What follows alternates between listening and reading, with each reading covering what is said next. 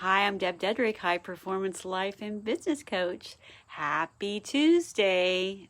Or if it's not Tuesday and you're listening to this at a later time, happy whatever day it is for you. I've decided to change the format of my tip for the day so I could reuse them later. So I'm going to take the day off of them. So today, the tip for the day today is how to apply the success principle of persistence and utilize the power of the mastermind. So today, a good example of how that would work is me and team had all-day training from 8 to noon, and then I had another training from 12 to 2.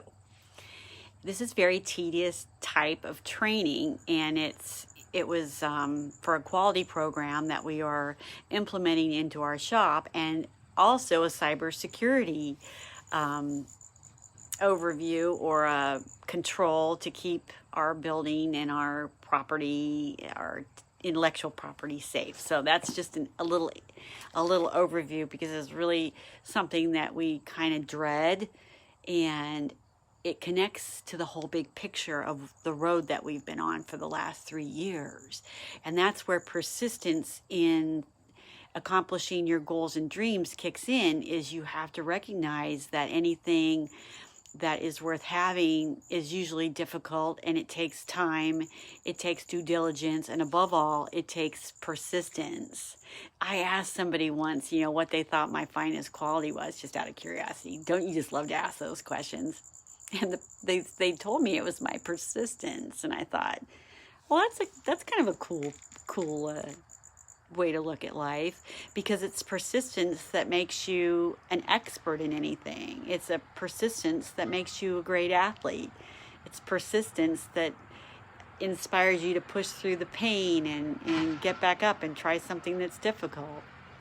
And how does that tie in with the mastermind? Well, if you're talking to somebody that's not involved in your circle, often they could dash your dreams or steal your dreams or undermine your confidence, because they might look at your life and make a judgment call on it and ask you, well, why are you doing that? And then you might become triggered, and you might feel defensive, and you might begin to question, okay, well, why am I doing that?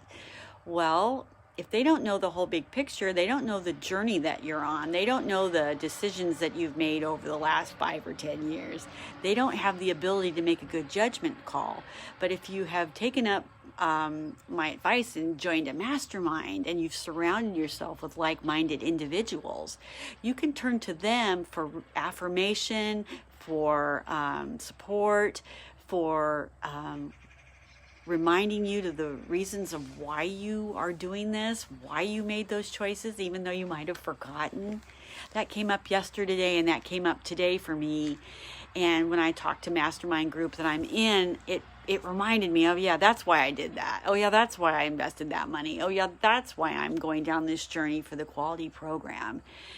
And then it shores up your confidence if you're feeling kind of down. It shores up your ability to persist and push through the pain, and it's great. I love masterminds, and I also love a good trainer. If you really want to get something done, get a coach and use a trainer, and you're going to be able to, after you've used as many trainers and has as many coaches as I've had, you're going to be able to pick the good ones and the not so good ones. So if you find one that's not so good, don't give up, just go on to the next one.